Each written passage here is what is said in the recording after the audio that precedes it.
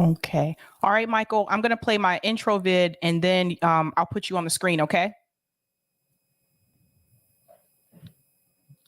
Okay. I'm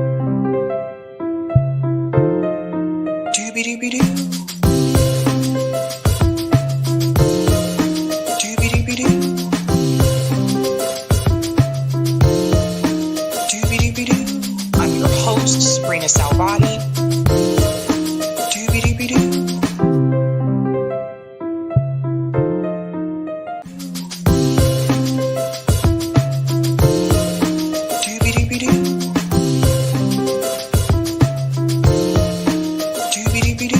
I'm your host, Sabrina Salvati.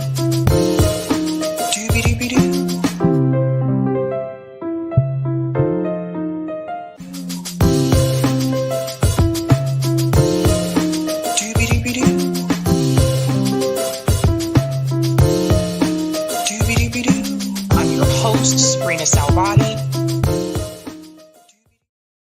All right. Happy Tuesday, guys. Welcome to Sab's podcast. I'm your host, Sabrina Salvati. If you are new, I want to let you know that Sab's podcast is a part of Revolutionary Blackout Network.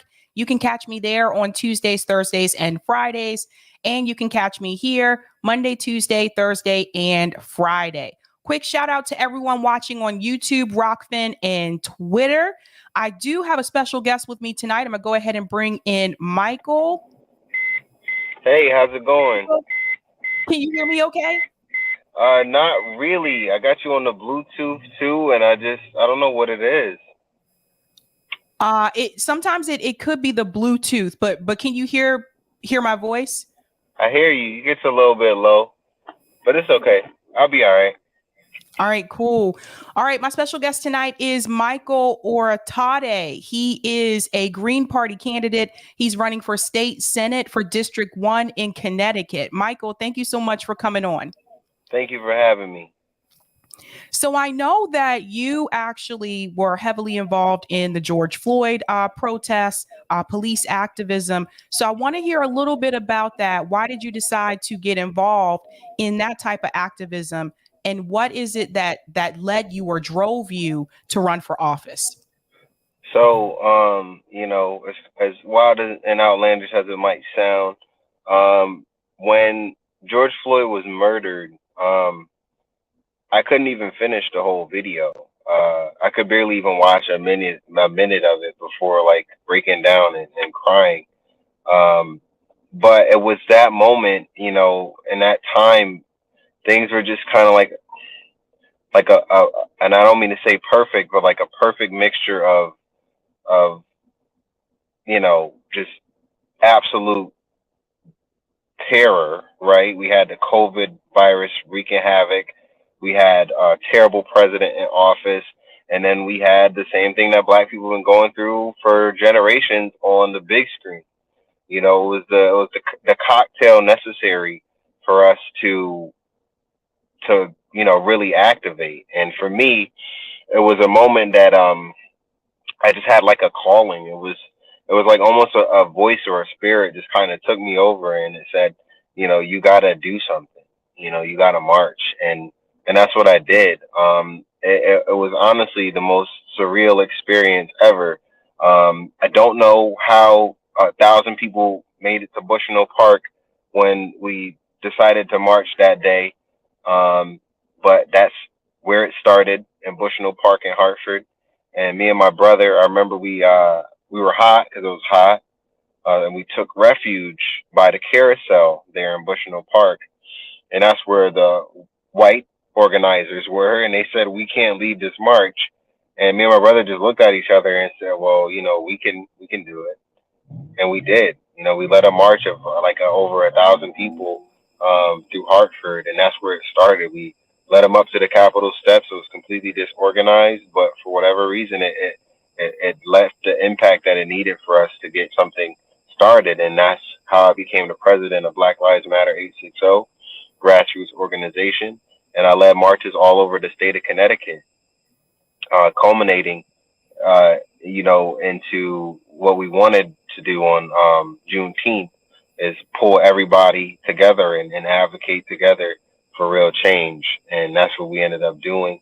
Bunch of organizations came together, and we had a big event, and it was powerful, and how it led me to run for office is, a lot of people probably have noticed this, but once COVID restrictions started dying down, and you know, uh, people were able to start going back to work, the protests started to die down.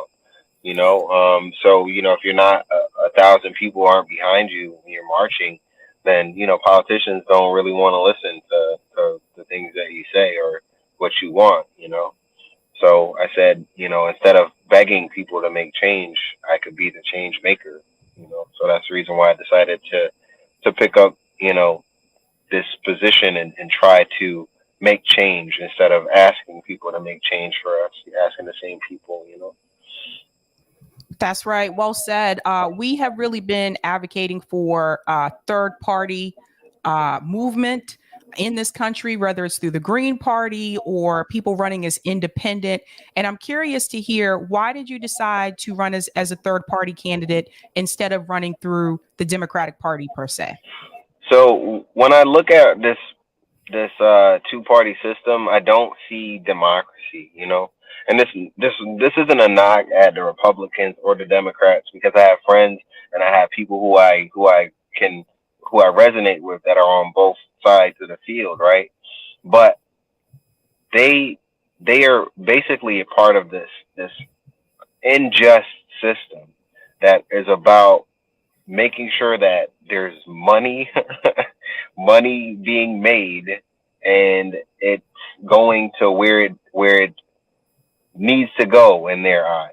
And in my opinion, that's the reason why we have these racist capitalist structures that we have now, because we have people who are safeguarding it. We have people who are protecting the interest of corporate greed, protecting the interest of the billionaires, instead of really working for the people. And it's because of money. It's because of self-interest. It's because of your own motivations, instead of thinking about us as individuals. And to be honest, I started as an independent because I felt as though I couldn't align myself with any of these parties. And I gravitated to the Green Party because when I led protests, the majority of any political party that was out there was always a Green Party member. There was always individuals these are older people too, and these are their tenets, civil rights, environmental justice. These are things that really matter to them. And it's amazing to me that we have ignored them, because they don't align with the big money parties, the big money parties. And that's what got me into more of an independent mind state. I can understand people who do side with one of the major parties in order to get their foot in, but I didn't want to take that route. I really wanted to do things in a very grassroots way, and of course, what better grassroots way than to run with the Greens, especially with their ideas of green policy, and what I believe will be a huge solution to support our communities in terms of green policy. So I have a huge omnibus package I'm putting together that'll revolutionize the way that we deal with our garbage. And they gravitated to ideas like that because we need more new ideas. So that's why I'm here. That's right. One thing I want to point out too, you mentioned the Green Party platform. I would argue that the Green Party's platform is actually more progressive than the platform of the Justice Democrats and people running on those progressive platforms through the Democratic Party, because I look back on 2016, 2020, the Green Party had reparations on their platform. The Democratic Party doesn't have reparations on their platform. Right. Sanders didn't have reparations on his platform. When we look at something like the Green New Deal, that actually was with the Green Party first, and it was actually more progressive and more bold under the Green Party.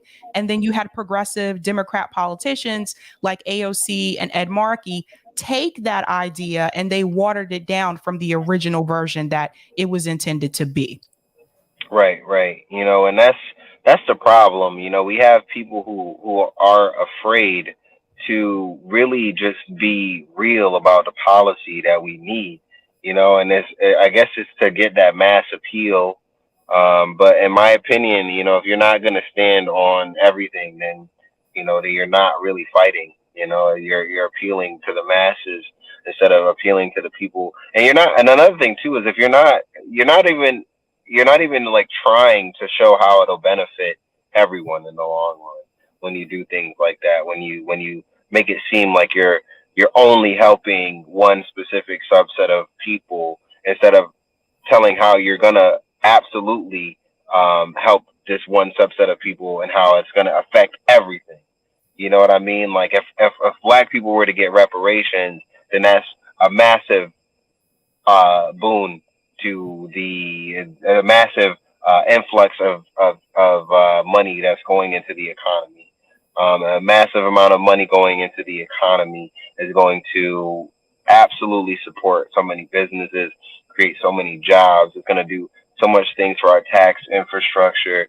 And of course, it's going to make our schools better. That's going to make everything better. You really have to explain these things to people, because if you say, "Oh, I'm going to make sure that everybody's taken care of," they're like, "Oh, I had to do everything on my own." Well, like that's fine. If you want to be if you want to be that selfish, you can keep that mentality. But we're still going to help them. We're still going to help people, because if we had the mentality that you have right now, and slavery would still be here, Social Security wouldn't exist. There's so many things. Section 8 wouldn't exist. A lot of these programs that were created to help people, lift people out of poverty, they wouldn't exist, and we would be, our country would have been in a much sorrier place had we stuck to our guns on a lot of the issues that were plaguing us back in the day and didn't move forward. So we need to be moving forward. We need to be making bolder moves, especially for things like reparations, to really even that gap that has been, here since Jim Crow, since segregation, since those days that we were not even allowed to be in the same room with white people. Those issues still exist. Redlining is still here. These issues are still here, and we haven't really developed any solutions to solving these problems. And it's time that we do. That's right. That's right. I have been told that there are two Hartfords. I've been told there's Hartford, Connecticut, which I've often driven through if I'm going from Boston to New York.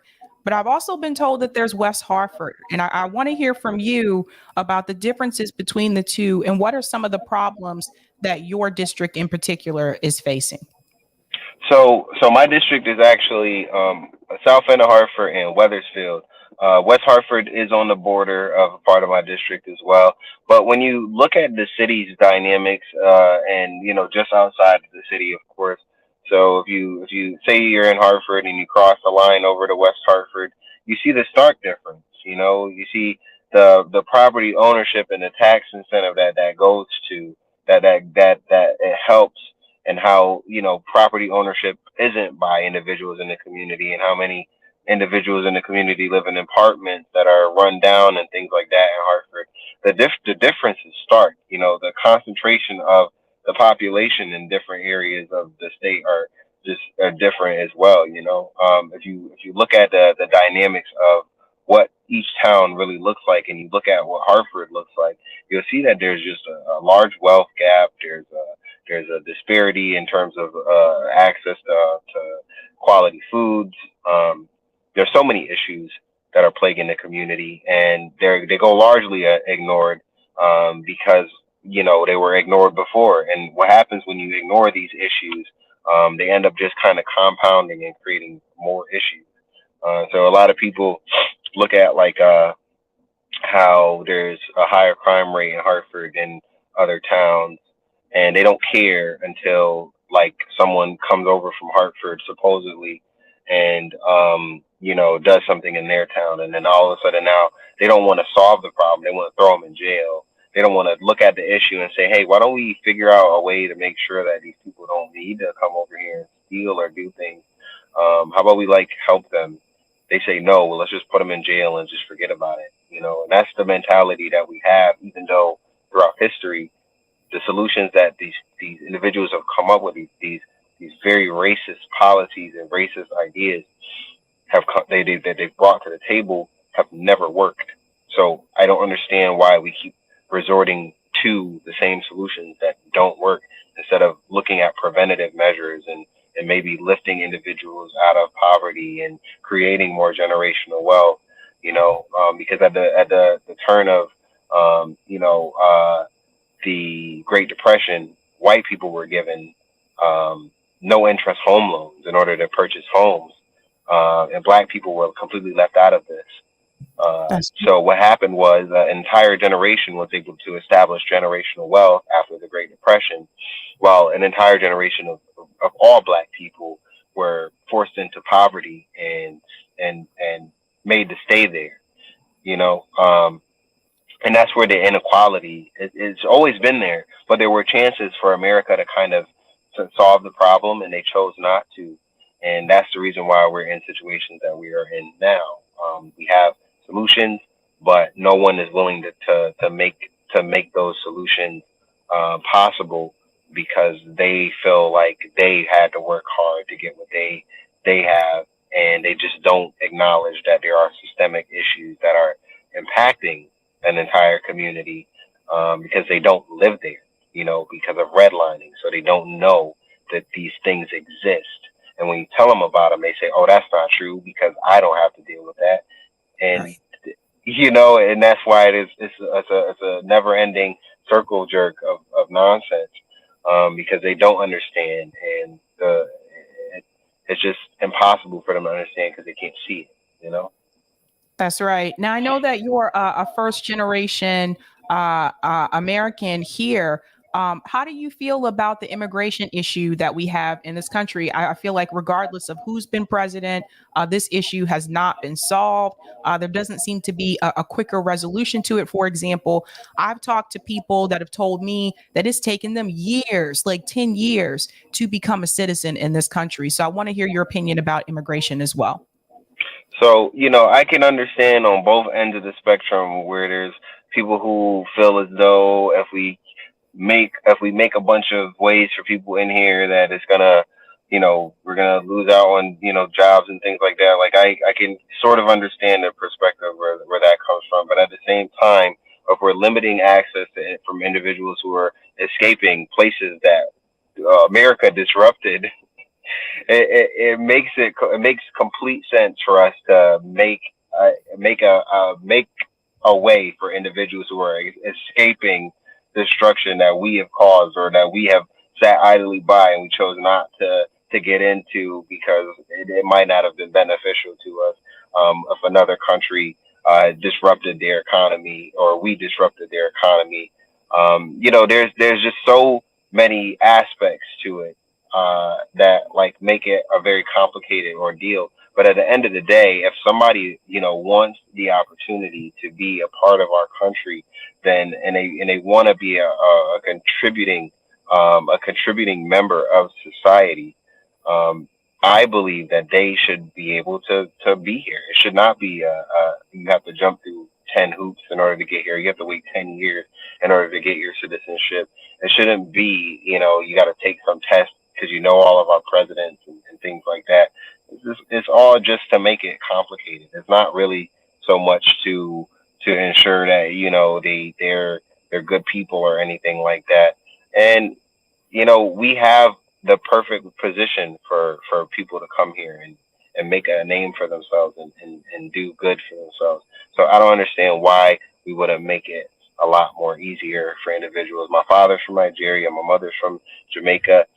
And if we barred individuals who are like them out of the country, then we wouldn't have some of the engineers that we have. We wouldn't have some of the insurance agents that we have. Mhm. We wouldn't have some of the brightest people contributing to our society. Our doctors we have a large Indian population that, has are brilliant, and they work in our medical field.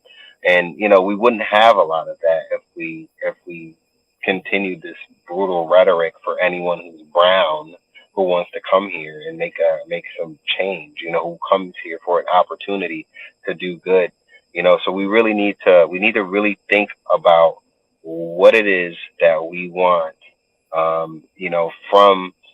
From our society. We want to make a more open world. I believe in a world that doesn't necessarily need borders, because if we are making sure that everybody gets what they need, then we can have a more unified world. And I believe that one day we will have that. One day we will have a society where everyone is getting exactly what they need. And of course, there's going to be some people who are doing the black market stuff and things like that, but they won't be their net. They've never been the majority. They've never been the exact representative of a community. Just like how we have people in our community that do things that they shouldn't do, but somehow all black people get labeled. And it's the same with a lot of these communities where someone might be coming from Mexico and they get deemed this and that. They get deemed these destructive terms and these racist, titles, and that becomes a label for all the people in Mexico. And that is just the most ridiculous thing that you could ever do is label someone, because of things that one or two people have done. It's like me saying that, and this is like me saying all white people are serial killers because I watched the Jeffrey Dahmer, show. Like that would be ridiculous. That would be an absolute ridiculous thing to say, or saying all white people are 100% racist because our last president was racist, and Right. maybe our current president is racist too. It doesn't mean that all white people are racist. It doesn't mean that all black people are criminals. It does not mean that all Mexicans are rapists. There are good and bad people of all complexions and backgrounds, and we need to recognize that and stop judging people by surface level things, as a society. And I could go on to a philosophical tangent here, but I'm not going to. But go ahead, Siri. I'm sorry. I want to show everyone your website here. So this is Michael's website. And I'm just going to show everybody the homepage here. And then I want to dive into the issues. So here's a picture of you here marching through the protest. And these are the issues that you're focused on. So racial justice, criminal justice, environmental justice, education, healthcare, food deserts, and housing. And I know we've talked about racial justice. We've talked a little bit about policing. I really want to hype on food deserts because this is an issue I think that oftentimes is not talked about. I've talked about this, the food deserts that we have here in Massachusetts, but I want to get your take on this. And can you explain to people what this means? So a food desert is essentially any area that does not have access to high quality fresh foods. And in my community, let's look at the North End where I grew up in Hartford. In order for me to get good quality fresh foods and where I grew up, I had to either drive to Bloomfield, which was a few blocks away from where I lived in Hartford, or I had to drive to the south end of Hartford where there's a Walmart superstore.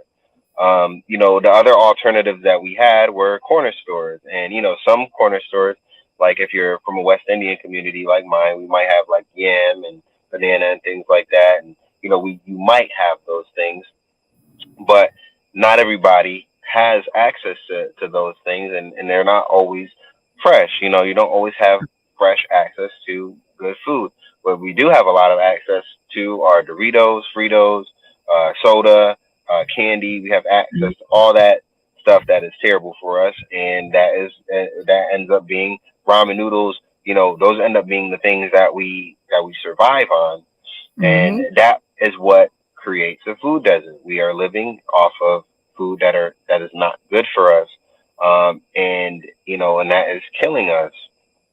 And I have a lot of plans, in order for us to combat these food deserts, including supporting our local farmers, making sure that our schools are actually utilizing our fresh foods from the communities, like from the local farmers, as well as giving businesses tax incentive to build in our communities.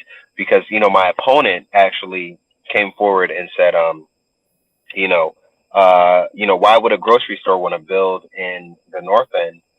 Just look at it. And I was appalled to hear that he said this in front of community members, because our community is a certain way, or there are individuals who have a lack of resources.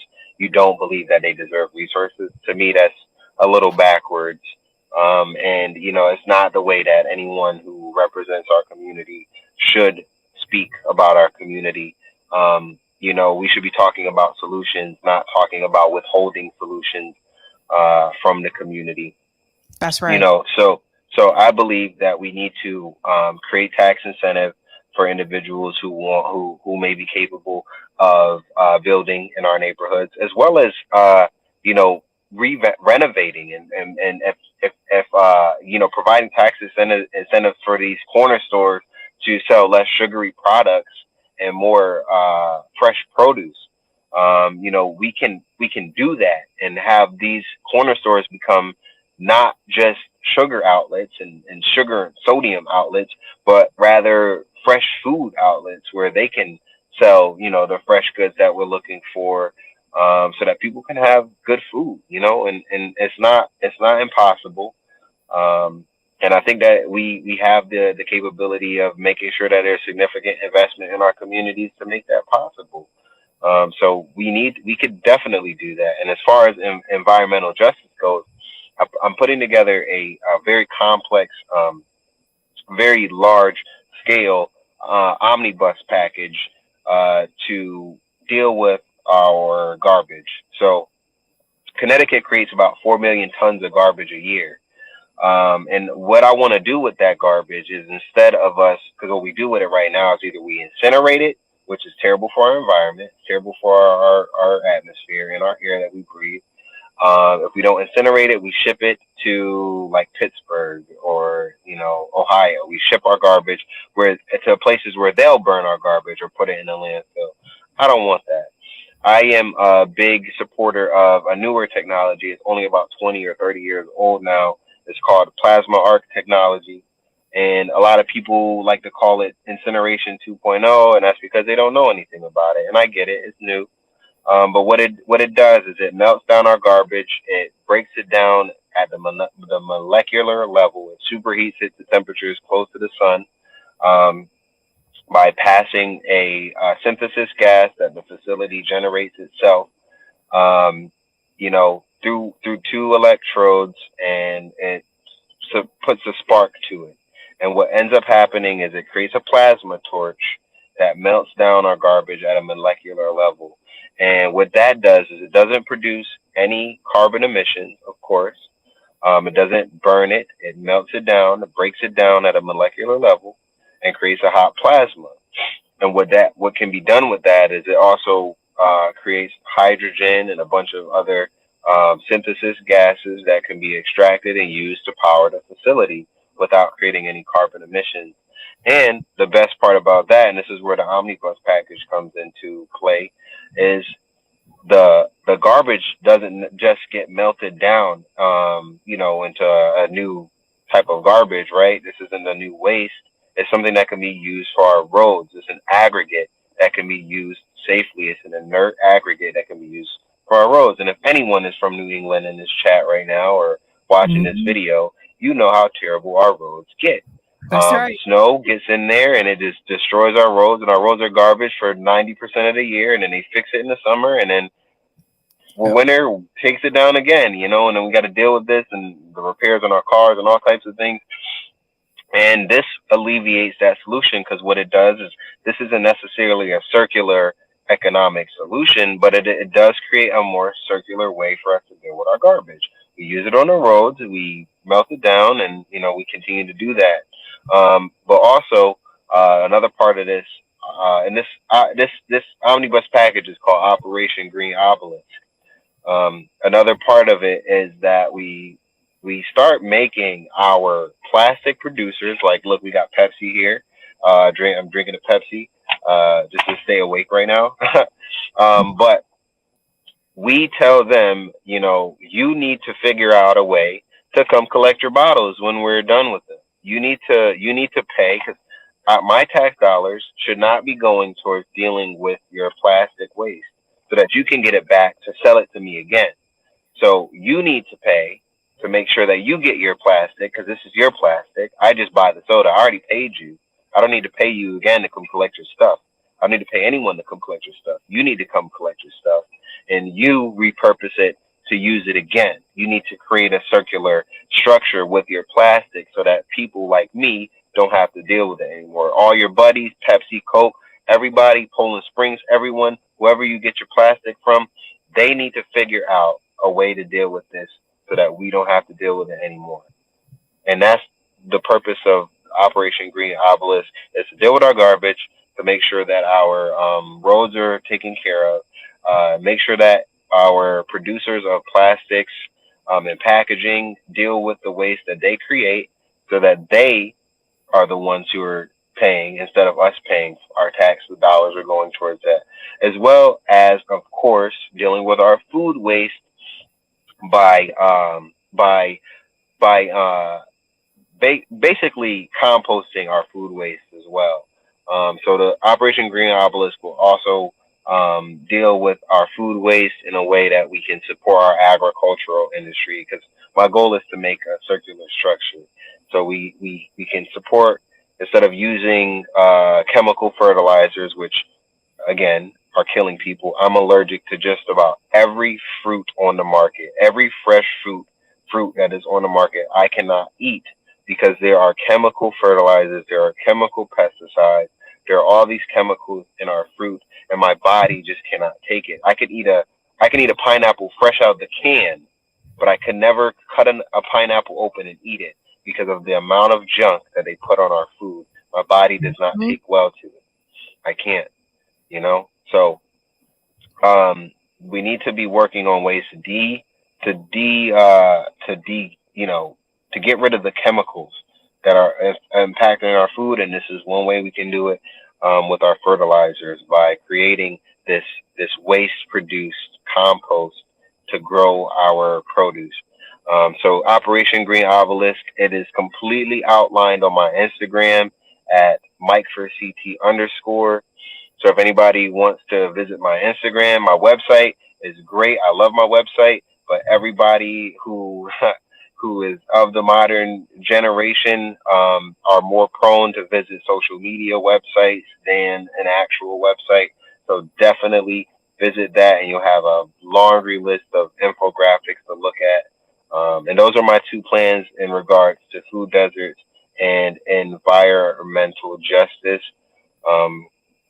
I have a bunch of plans, guys, and and it's all real. It's all feasible. I'm not big on these false promises that politicians like to make.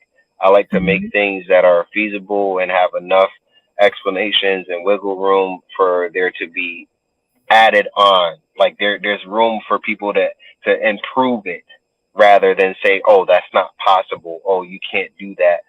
No, everything that I pitch is going to be not only feasible, but there's ways for us to even make it stronger, to make it better, to make it so that it helps even more people. So, those are just those two issues. Well said. Well said. I just want to tell people, for those who may not be aware, there are towns in the United States that do not have a grocery store. We have some towns like that here in Massachusetts. Same problem. They don't have a grocery store. So then they have to go to another town or another city to go grocery shopping. And that's if they have a vehicle to do so. And if not, they have to grocery shop at places like Walgreens, Rite Aid, and CVS. It's junk food. They don't have access to fresh produce. In reference to environmental justice, we're seeing this right now in Jackson, Mississippi. They have dirty water. We saw this with Flint, Michigan. We just heard about this yesterday. Chicago now has lead in the water. So these are big issues. And I would like to see more people talk about these issues. So those two in particular really stood out to me. I always see healthcare, education, and housing, but the fact that you specified food deserts on here, that one was a big one for me, and environmental justice as well. And what would you say in reference to the housing? We've been talking about housing for a long time Right. on this show. what are some of the housing issues that people are facing in your district in particular? So, especially in urban communities, there isn't a lot of home ownership. There aren't a lot of people who can afford to own a home. And there's also just a lot of lack of affordability when it comes to apartments and upward momentum. We got a lot of people who've been in Section 8 housing for 20 years. And for me, excuse me, I'm sorry. And for me, that is not okay. We created these systems and we never worked on ways to make it more transitional. We never, gave people the tools. And this is the way that our prison system works. And just so many systems that we have around us. They're not made for rehabilitation. They're made for, for out of sight, out of mind. Yep. We have like Section 8. We have people who if you make a little extra money that you could save, your rent will go up. And to me, that doesn't make any sense. So my goal is to establish more transitional housing, create more recovery homes for individuals who are suffering from homelessness, and just create more opportunity for people to have a chance at owning their own home. Because, as you know, owning your own home is a chance at generational wealth, something that is extremely lacking in our communities of color. Right. We have entire generations that are the grandmothers on Section 8, the mothers on Section 8, the child gets on Section 8. We have generations of poverty that no one wants to establish any change. We don't want to make it transitional. Now, if we had transitional housing where an individual pays a subsidized rent, where they pay $400 a month, and not only are they paying $400 a month, but let's say this building that they live in is owned by the state, half of that money could be put away in a savings account, and then the state could be paying for assistance with financial literacy. So we have these individuals who are living, and this is just a program that I'm pitching, whether the state wants to get in on this or not. I'm planning on building a business plan around this as well after, whether or not I get in office. But let's say we have housing where an individual is paying a subsidized rent, and we give them the chance to take financial literacy courses to learn how to save their money and take care of themselves and do the things that they need to in order to survive. A lot of people call this babying. I say this is life skills.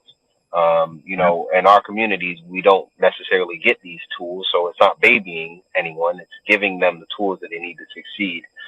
No one should be able to argue with that. So let's say for 3 to 5 year period, we put away $200 of a $400 rent price for them until we reach $40,000, and we teach them that in this 3 to 5 year period, you can work as many hours as you want as long as you take your financial literacy courses and you save up an additional $40,000. And on your way out, we'll give you your $40,000 back, and you'll have your $40,000, and now you have $80,000 to put on a house, and you know how to do it because we gave you the financial literacy courses. These are the types of programs that need to exist instead of Section 8. The types of programs that teach people how to not necessarily survive, but how to elevate, how to do better than what came before you instead of being dependent on the system. Because again, we have individuals who complain about all this Section 8 and all these things and all their taxpayer dollars going towards this and that and the third, but you're not advocating for anything transitional. You're advocating to strip away everything instead of making the programs better. And to me, again, I don't understand the logic of the generations that believe that stripping away these tools is going to make anything better. All it's going to ever do is cause more problems, more poverty, more crime. And what do you want? Fuller jails? You want all black people in jail? It doesn't make sense. How about we create programs where individuals don't need to resort to violence or anything, and they have an opportunity to elevate and buy a house and live in a good neighborhood, and maybe even make the neighborhoods that we live in now, the cities that we live in now, gentrify themselves and with the people that live there. the people who live there can have a chance of all owning their own home, their own apartment building where everyone owns a piece of it. This is the future that I believe in, where people can elevate. That's right. That's right. Something I would like to see happen in reference to housing is for people who do have Section 8 housing, I would like the states or the cities actually to offer them the opportunity to eventually own their apartment or own their home. Because, like you said, a lot of times it's generations, right? So the mom's on Hmm. Section 8 and then their daughter's on Section 8 and it continues to go on. So you're living in this apartment or this duplex for years and you're paying the rent and you're not given that opportunity to own it after a certain number of years. And I think they should be given that opportunity. And I know some of the housing complexes here in Boston have made that promise to residents and they have not fulfilled it. So you gotta be like we gotta be careful with that too, because it's like they'll tell them those things, but then just not follow through with it. And I feel like the city, or at least in Boston, for example, they haven't been really good about making sure that they're doing the things that they said that they would do. And the residents have very, I would say, limited space to voice their frustration. Some of them are afraid that if they complain about the management or the promises that have been revoked, that they will be removed from Right. section housing. Right. And I just and Sab, I might have to slide because it looks like my phone is about to die. I was making phone calls before. I want to talk to you. I wish I could have talked to you for a whole hour. But my phone looks like it's gonna die soon. I am gonna ask that if anybody's watching right now, visit my website and you feel like you can make a contribution to my campaign. I really need all the support that I can get right now, in order to make enough noise for me to get the guy who's been in office for 30 years out of his seat. I have a chance at winning this, but enough people need to know about me in order for me to win. And, I can only knock so many doors and, in a 45,000 people strong district. So visit mikeforct.org, make a contribution today. It could be $50, it could be $5, whatever you can contribute, support my campaign. Unfortunately, we live in a capitalist framework where money is the ruler of all, and I just hate it. I hate that it's the way that it is. But and unfortunately, that's the way that I'm going to be able to advertise and hire people and do all kinds of things that I need to. But my phone is on 2%. I didn't think it was going to die this fast. I got on this phone call like 35. So I'm gonna definitely have to slide out. It just dropped to 1%. No worries. Just a quick shout out from Justin B. He just wanted to say, so awesome to see Michael here. Thanks so much for giving Michael a platform, Sabby. So hoping you win. Michael, CT needs you. Thank you so much for that, Justin. Thank you. All right, I Michael. appreciate it. Thank you so much All for right, coming Queen. on. Thank you for having me. All right. Bye. Blessings.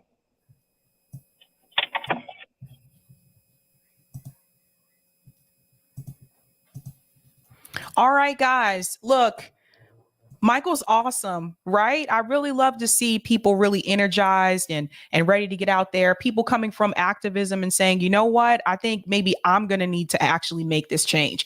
And that's why I said, like, sometimes we look around and we're like, why isn't this politician doing that? Why isn't this person doing that? Why aren't things changing? Why aren't things happening? Right? Sometimes it might be you. Sometimes it might be you might be the one that may be needed to lead that change. No pressure, guys, but just letting you know. Want to give some quick shout outs really quick here. I think I missed a couple of chats here. Roger, sorry, I didn't get a chance to get to this one. Thank you for the super chat. You said you support reparations, but reparations is based on lineage, not race. Those whose ancestors were enslaved in the U.S.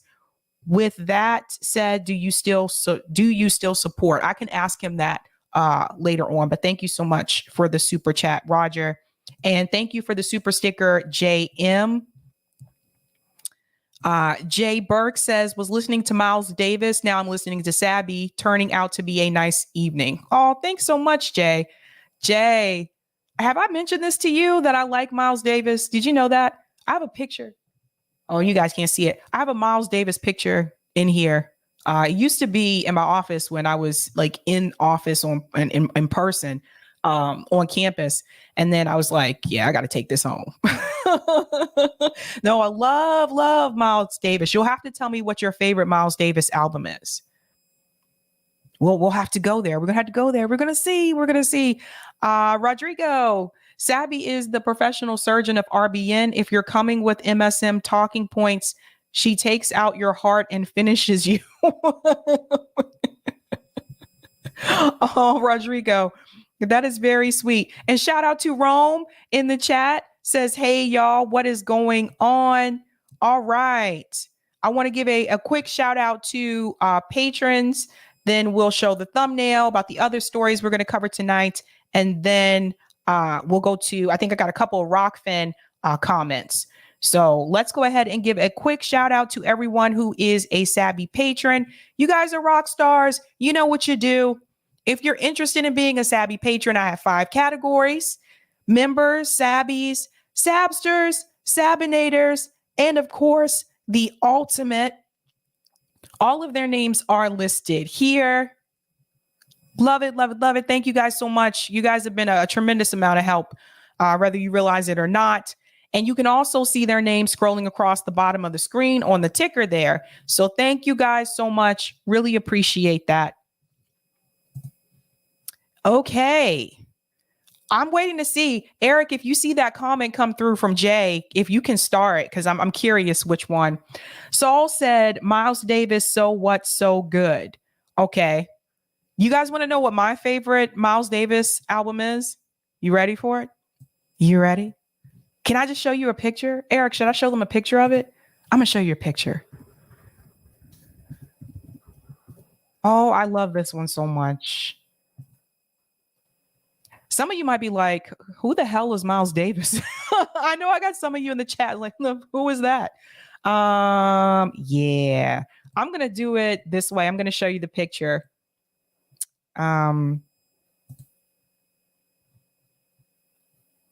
Balls. Okay.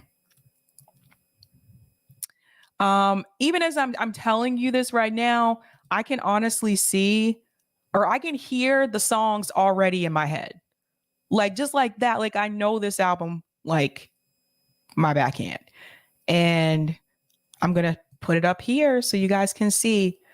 What is my favorite Miles Davis album? Let's see. Some of you might be able to guess this. I should have done this. If I knew someone was going to mention this, I could have done this as a poll. My favorite Miles Davis album is the one and only Sketches of Spain. That is my favorite. That is the ultimate one for me. I used to listen to that like when I was in the office. I used to play that in the background. It's very soothing. It's very chill. I like a lot of his songs, but that one is my favorite album, Miles Davis album of all time. I know someone said in the chat, they mentioned Bitches Brew. Yeah. I tried to play that once at work. Don't play that one at work. Don't. It's different. It's out there. It's different from his other albums, but just be careful about playing that one at work. There's some parts that are kind of trippy. People are like, there's like yelling and stuff. It's different. Very, very different. Okay. What are we talking about tonight, ladies and gentlemen? Greg Bruce says Sketches of Spain is my favorite Miles album. Yep. See? Sebastian, I love Miles Davis. Yay. All right. Jay, my favorite Miles Davis album, Agherta. Favorite song, Maisha. I love the early stuff as well with Charlie Parker even. You mentioned Charlie Parker, so you really know your jazz. I'm impressed, Jay. I love it. I'm impressed. I'm loving all this jazz talk. Okay. What are we talking about tonight, ladies and gentlemen? Let's go ahead and get into it. Okay, tonight we are discussing Emma Vigeland and Sam Seder, softball, Ilhan Omar. Oh boy, we're really going to get into that discussion. So much to say there. We're also going to discuss Eric Adams' migrant tents. What is happening in New York City with Eric Adams And what does Governor Abbott have to do with all of this? And of course, you guys just met Michael. He was the third party candidate spotlight for the Green Party in Connecticut. Very, very, very intelligent young man. I was very much impressed with him. So shout out to Justin for putting me on to Michael. So definitely follow him, guys. I'll go ahead and take those comments on Rockfin, Eric, and then I can get to the first story. Thank you for the tip, Chris. Yes, the Green New Deal was indeed a watered down neoliberal version of what Dr. Stein and the Greens had on their platform in 2016. To quote Roger the Alien from American Dad, Tyler Perry's movies are actually quite good before I get my hands on them. That's what they did with the Green New Deal. Also, Sabby Sab, you have Jaylena on from, can you have Jaylena on from Lift the Veil podcast? She is an independent woman of color. I will have to look her up, Lift the Veil. Thank you for the tip, Dave. Connecticut State Senate, that's a tough crowd to operate in. Good luck to brother Michael there. All good wishes to him. Question for Michael might be, does he support more municipal control for City of Hartford or less? Is City of Hartford or Connecticut state government, which is more useful to him? I can follow up with those questions. Thank you so much for that. Okay, let's go ahead and get into our first story here. We got to talk about what's happening with Eric Adams because people are not too happy with him. And I hate to say I told you so, but somebody somewhere thought it would be a good idea for Eric Adams to be the mayor of New York City. Wasn't me. There were multiple people running in this race, and somehow Eric Adams out of nowhere took the lead. Let's go ahead and get into this, and then we're going to talk about how this is transferring over to the migrant tent situation that New York City is having right now. Now, this is from the New York Times. Remember, they tend to be more on the liberal side. Anxious New Yorkers worry whether Eric Adams is the man for the moment. Well. City residents are concerned about violent crime, housing costs, school budget cuts, and homelessness. Some believe that the mayor has not met the challenge. I don't know what to tell you, except I told you so. Now, this came out August 9th. So this was just last month. And we're going to go ahead and start. I want to start here with education. Now, this is coming from Miss Soriano. She's a manicurist, and they're asking her what she thinks about Mayor Adams. And it says she would like to have her son learn how to swim, but the city canceled a program that offered free lessons, in part because of a national lifeguard shortage. And she wants more from her son's education. His class was too large, she said. The mayor has opposed a state bill to lower class sizes. Now, to be fair, this is not something that's just happening in cities like New York. This is happening across the country where teachers are having to take on larger class sizes. When we all know, especially those of us that have worked in the education system, smaller classes actually help students more. You have more one-on-one attention from the teacher when you have less students in the classroom. So if you have a question about the topic at hand, you have a more of a chance for the teacher to actually be able to go to each of you individually and help you with that question. Not so much now. So the fact that Eric Adams opposed that to lowering the class sizes, what does that tell you about Eric Adams? Does he really care that much about education for New Yorkers? Does he really care that much about investing in the public education system? Or is Eric Adams just trying to take most of the money and give it to the cops? Let's be real. Let's go on here. 7 months into Mayor Adams' term, the hope and excitement that many New Yorkers felt after his election are giving way to concern that he has not taken the bold steps needed to solve the city's most intractable problems. Here's the list of concerns: rising crime, high inflation, another wave of the pandemic cases, monkeypox. There is unease over the city's overwhelmed homeless shelter system. Keep that in mind. Hold on to that topic. Growing anxiety over its economic recovery from the pandemic, and complaints about nauseous piles of trash lining the streets. Now, to be fair, when I lived in New York, and they still do this, and I don't know why this is done, when you take out your trash, instead of the trash going into a barrel, you just take the trash bag and you throw it on the sidewalk. Like, this is how we used to do it. Like, when I lived in Brooklyn, you get the trash bag, put it on the sidewalk. That doesn't help the rodent problem. That doesn't help the smell in the summertime either, right? So that has always been a problem, but it sounds like it has become worse. The overwhelmed homeless shelter problem. This is a housing issue. This is a poverty issue. The rent in New York City is probably like the most expensive. At one point, it was the most expensive in the US. I think San Francisco may be giving it a run for its money, but it's one of the highest in the world, not just in the country, in the world. So you have astronomical rent. People have been evicted for not being able to pay that rent, right? And you have a poverty situation.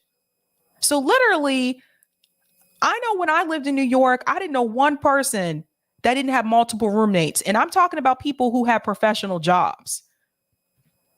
So it has not improved. That situation needs to be resolved. And that was something that he said that he would tackle, right? Okay, let's go on.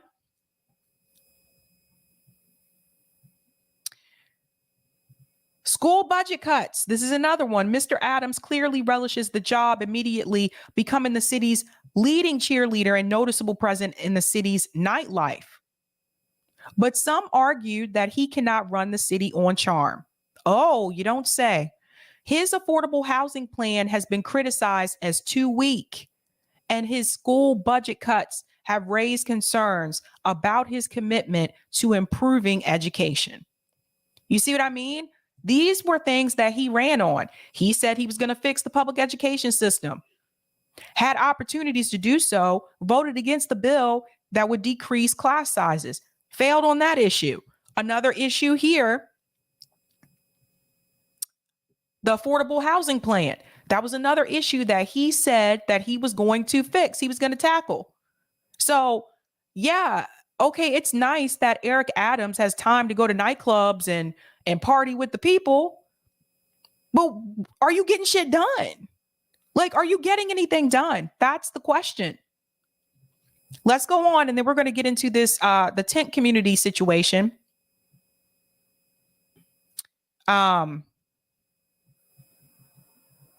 Go here. Some people still like him, but look at the reasons why they like him.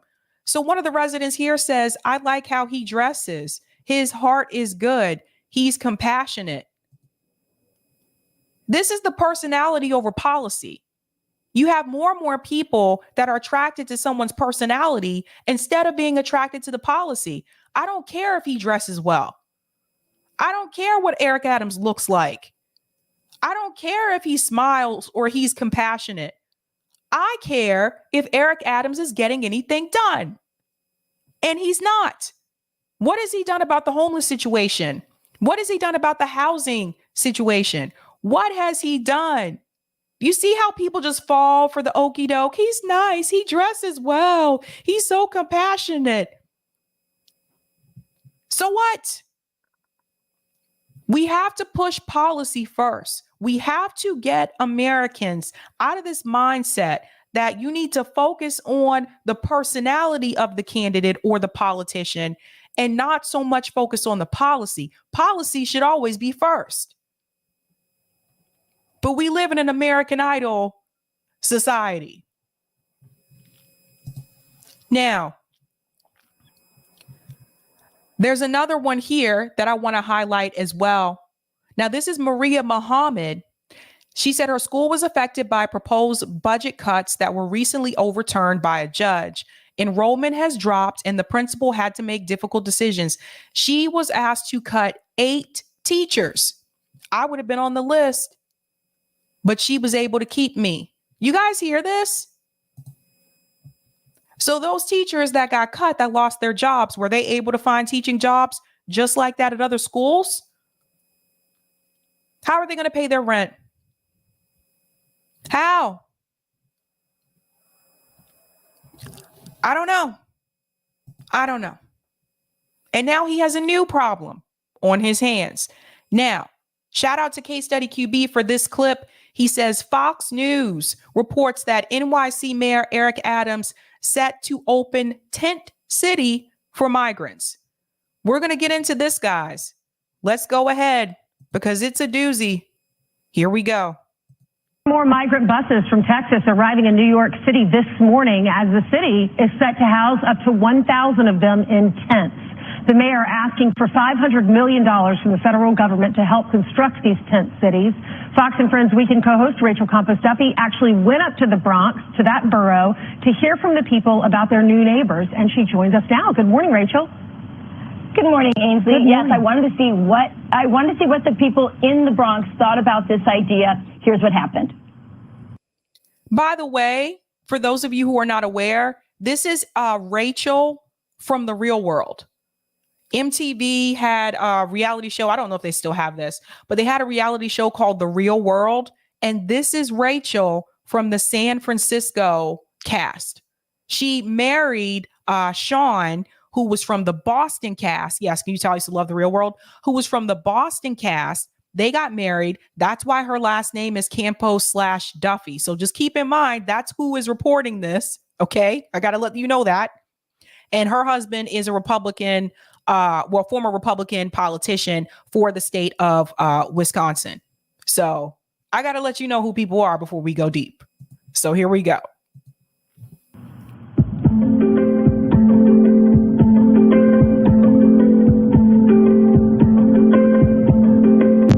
So about 1,000 migrants are going to be put up in Orchard Beach, about 10 minutes from here. Did you know that? No, did not know. How do you feel about it? I'm not too thrilled about it. Tell me why. I think they should find a proper place for that. Yeah, not here in Orchard Beach. Did you hear what he just said? He said, I think they should find a proper place for that, not here at Orchard Beach, not in my backyard, not in this neighborhood. I support being a sanctuary city. Bring them here, but just don't bring them into my neighborhood. You guys have been noticing this hypocrisy that's been coming from a lot of these liberals that said they supported being a sanctuary city, that they didn't want the kids in the cages. The kids are still in cages. You don't hear them talking about it anymore. They only talked about it when it was under a Republican president. Pay attention to that. So they were all for it. They were all for it until they actually started coming here. Now they don't put them here. Put them in a different neighborhood. Not in my neighborhood. No. The comments get worse. Wait for it. My opinion, I just don't think that New York City really has the space to house anybody else. I think we're just overpopulated at this point. I'm not. So she had a good point. She said she doesn't think that New York City has the space to house anyone else and that we're overpopulated at this point. New York City does have this problem. It is an issue, right? They need more housing, but they need more affordable housing. So I totally get it. Look, I mean, I lived in New York and I left. It's it's a crowded place. It really is. So at least she talked about it from a point of, I would say, sensibility. At least she was sensible about the matter, right? Not in my backyard like the other guy. Very happy with that. I bring my grandkids here. I've been coming here winter, summer, spring, and fall, and it's a beautiful park, and I think it's going to make a big difference in this park now. How do you feel? Wait a minute. We got to hear him again. I'm sorry. He's the one really saying the quiet part out loud. Listen to him. Wait for this one. It's just overpopulated at this point. I'm not very happy with that. I bring my grandkids here. I've been coming here winter, summer, spring, and fall, and it's a beautiful park, and I think it's going to make a big difference in this park now. How do you? I'm not happy with that. I bring my grandkids here. I think it's going to make a big difference in this park. In other words, he doesn't want his grandkids to see the migrant people. Did anybody catch that? Why is it always about the children? You notice how they always got to bring the kids in? I bring my kids here. They don't want them to see that. The hypocrisy. Feel about the tent city being set up here at Orchard Beach? I have no issues with it. This country was created on immigrants. And I think we had Ellis Island. We got Statue of Liberty. Give us your hungry. Give us your despaired. I think it's a good thing. I think that now there's something I want to mention about what he said in reference to Ellis Island that I want to point out. You know, people make these comments today that, oh, these immigrants need to learn how to speak English. Did everybody know how to speak English when they immigrated here to Ellis Island back then? No, they did not. You see how this works? So I'm glad he did point that out. Let me rewind this back just a little bit for this guy. There we go. You're despaired. I think it's a good thing. I think that now they're here, you're in a position to help. That's your job, right? To help? We are an asylum city, we're a sanctuary city, and we should do as much as we can to maintain our status. You know, as a Christian, my heart goes out to all those who are suffering and all those who are in need. But I feel like at some point, either we all come together as one and say we're going to do it this way. But I think we need to really focus on the needs that we have here, especially in the Bronx. So let me go ahead and debunk her statement, the one that said she's a Christian. I told you guys I grew up in the church, so we're about to go there on this one. Wait for it. Oh, I think I went back too far. Hold on. Here we go. Here's the I'm a Christian, but right, to help. We are an asylum city, we're a sanctuary city, and we should do as much as we can to maintain our status. You know, as a Christian, my heart goes out to all those who are suffering and all those who are in need. But I feel like at some point, either we all come together as one and say we're going to do it this way. But I think we need to really focus on the needs that we have here, especially in the Bronx. But Christianity would tell you the opposite. To the miss, I'm a Christian, but that's what I'm gonna call her. Because I used to hear people make those statements when I lived down south. I lived in the Bible Belt. I used to hear people make those statements all the time. Well, I'm a Christian, but I don't think they should be coming here. This is America. America is for Americans. So she said she's a Christian, but she said, well, we need to take care of, what's happening right here in the Bronx. But according to the Bible, what does the Bible say about immigrants, about people coming from foreign lands, coming to your neighborhood, coming to your town, coming to your area? It says that you should welcome them. You should welcome them. Again, I didn't come up with that statement. It's in the Bible. It's in the Bible. So to the woman who's, I'm a Christian, but always watch the butt. Watch the butt part. Watch that. You got to push back on that. It's the same thing with the border wall. People are like, I'm a Christian and they shouldn't be coming here, so we need to build a wall. That's not what the Bible says. So one of the things that was interesting to me is people would cherry pick. They cherry pick things from the Bible to fit their agenda. I'm the Christian, but let's go on. So some people have said, well, why haven't they offered this kind of housing to U.S. citizens who are homeless or veterans? There's a lot of homeless people here in the United States around this area as well. Should they be prioritized over people who didn't come here legally and are not citizens? Should citizens be prioritized? Yeah, they should. That's not fair. But come on now. See, this is Fox News trying to pretend like now all of a sudden they care about homeless people. Watch this. Now, all of a sudden, you care about those homeless people that you said were too lazy and didn't want a job and they were all drug addicts. Don't think I forgot, because I didn't. Here we go. Focus on the needs that we have here, especially in the Bronx. So some people have said, well, why haven't they offered this kind of housing to U.S. citizens who are homeless or veterans? There's a lot of... Do you hear them? You hear this? Why haven't they offered that housing to U.S. citizens who are homeless, who are veterans? But you were totally against this. You were totally against it. I've played it on the show multiple times where they basically said that those people were being lazy. They need to pull themselves up by the bootstraps. They were all drug addicts. I watched multiple times where they criticized the homeless people, including those veterans that they claim to care so much about. I've seen it multiple times.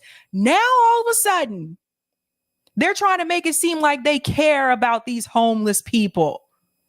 Get out of here. I hope no one falls for this.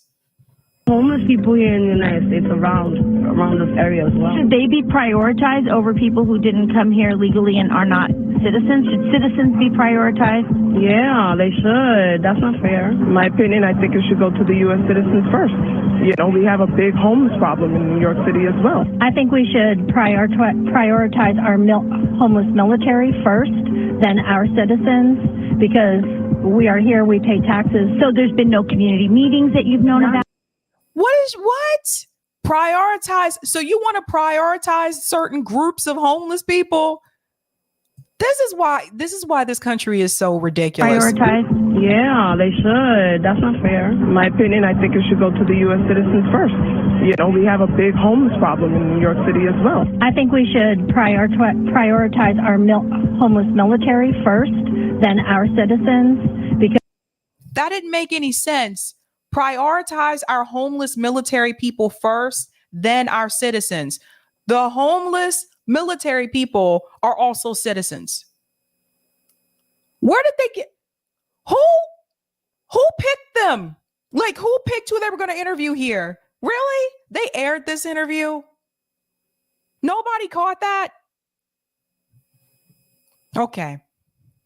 Because we are here, we pay taxes. So there's been no community meetings that you've known about? None that I've known about, absolutely not. And you are the kind of person that would hear about that? I'm the person who would hear about that. I'm a person who would attend them. Do you know who Alexandria Ocasio-Cortez is? I do not. Alexandria Ocasio-Cortez.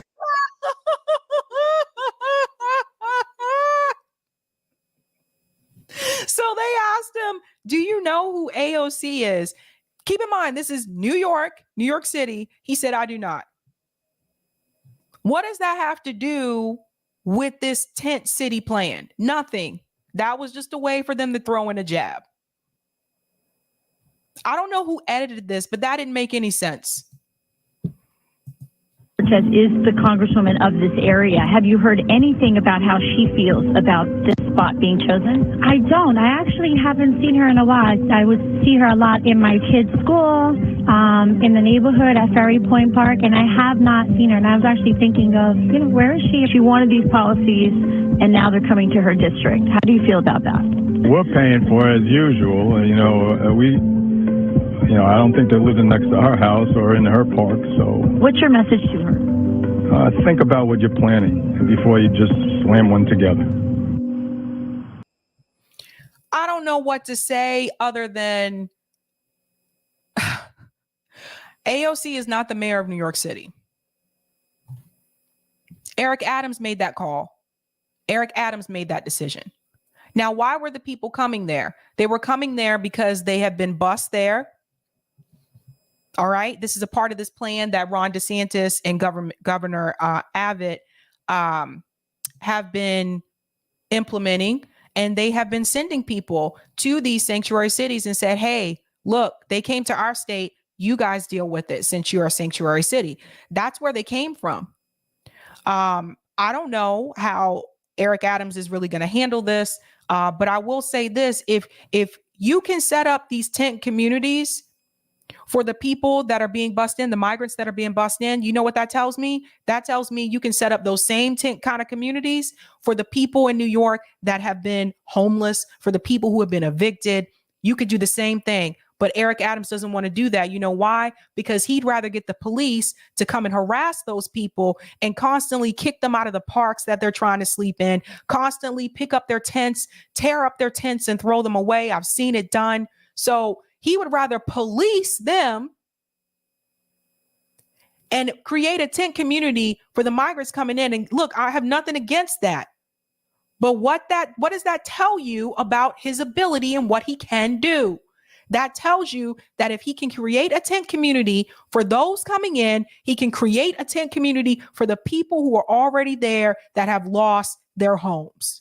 He doesn't want to. Keeping that homeless population and increasing homeless population is more excuse for him to give more money to the police. And you have a police state in New York City right now. Now, Ana Navarro had something to say about this, and she is really hypocritical on this particular issue. And shout out to Case Study QB for this clip. He says, covering The View, calling Republicans out for not supporting immigrants coming from socialist and communist nations. The problem is the message is coming from Ana Navarro. Listen to this. Whee! Nicaraguans and these Venezuelans, they are trekking through the jungles of Panama to get here. And Republicans talk every day against communism and against socialism. And yet they have no conscience and no qualms about using victims of communism and socialism as political pawns and a political stunt to get them the base out. How dare you go against communism and use these victims of communism for your political gain? Well, that's what's so. But Ana Navarro, you're so hypocritical. Interesting to me that there are so many Latinos that vote Republican because they vote against their own self-interest. If you really are interested in these types of issues, then you're a Democrat. Yeah, well, Hispanic. Well, people could say that same thing about those of us or those who, I would say, African Americans that vote for people like Joe Biden, that you're voting against your own interest. People could say the same thing. People could say the same thing, Sonny. But I want you to hear what Ana Navarro says again, because this is so hypocritical of her. Nicaraguans and these Venezuelans, they are trekking through the jungles of Panama to get here. And Republicans talk every day against communism and against socialism. And she's one of them. Do you see? She is one of the Republicans that does that.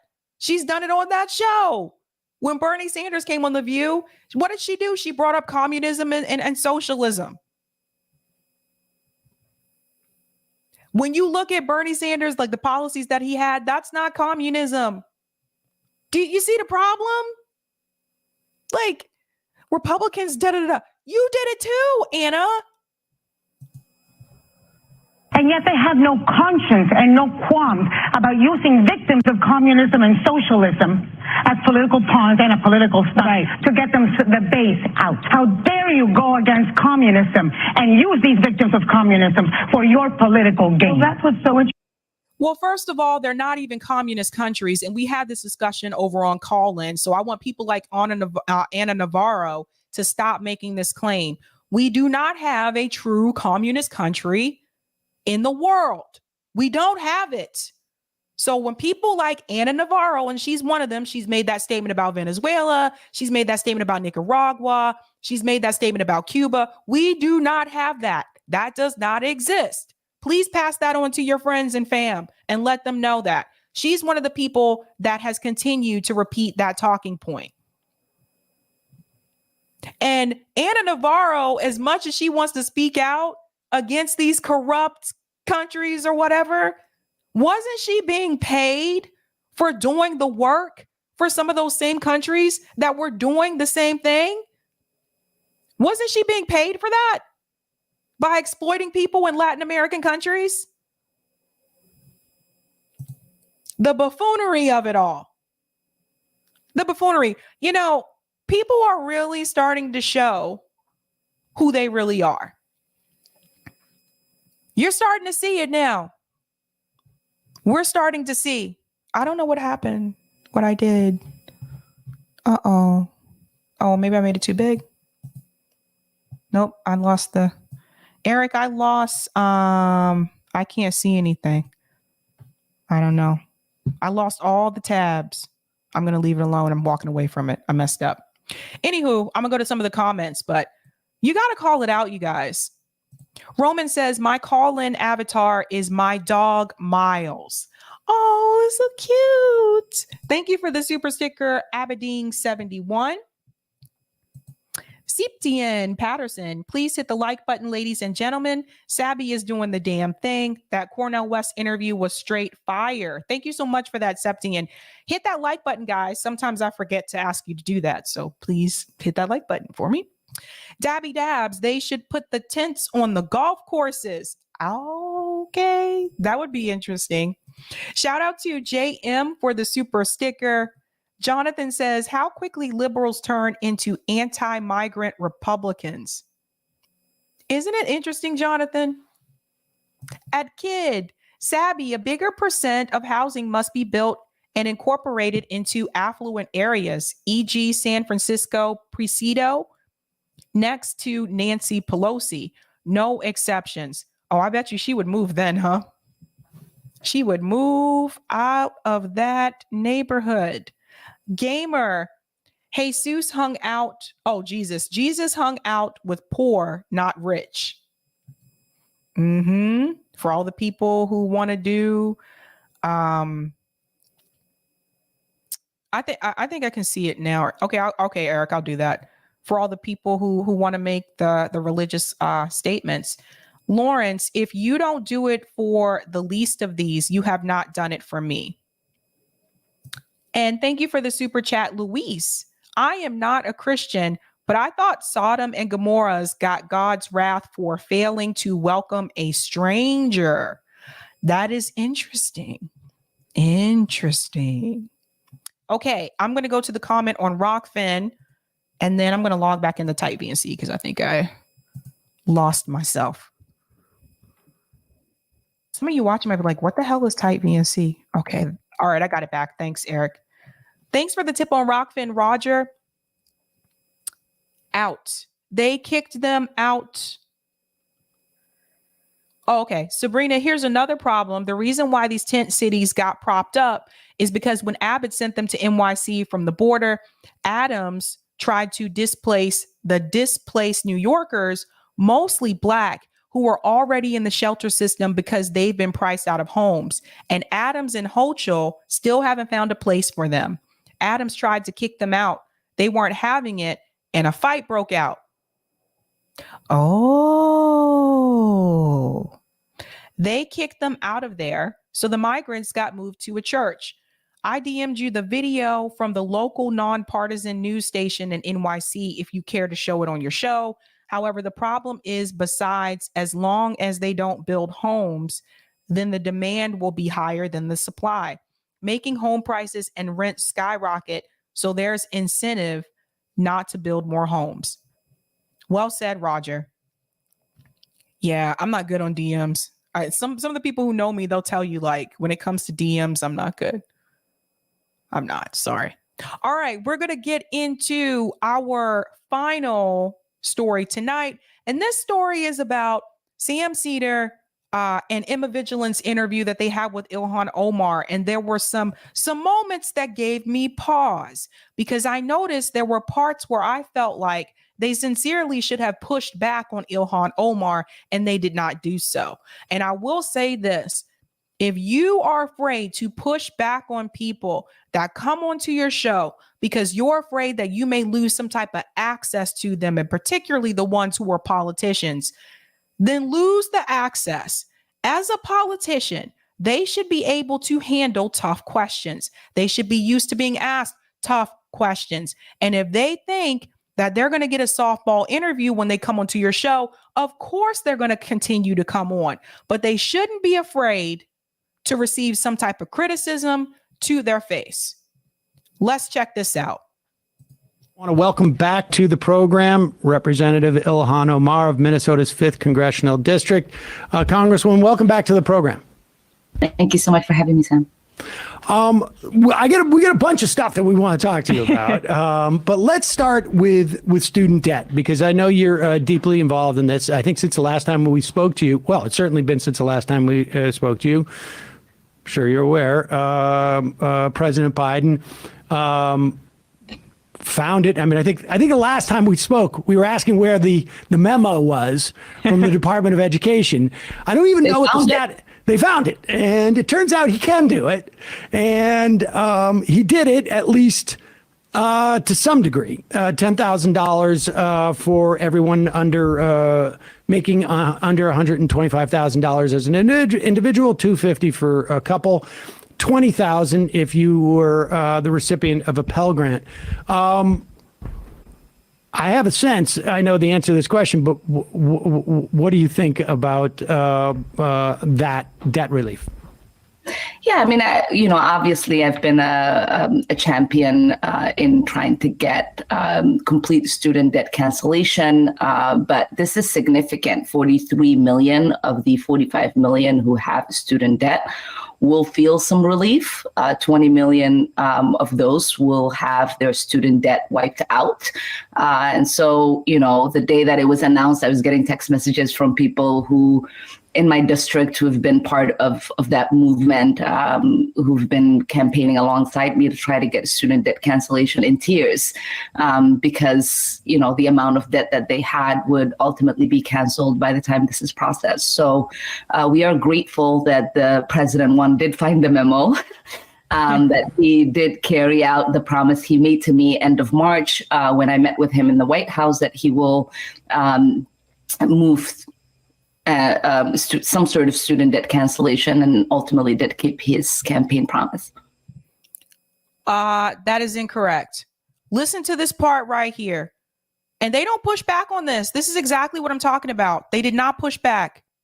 The memo that he did carry out the promise he made to me end of March when I met with him in the White House, that he will move some sort of student debt cancellation, and ultimately did keep his campaign promise. No, he didn't.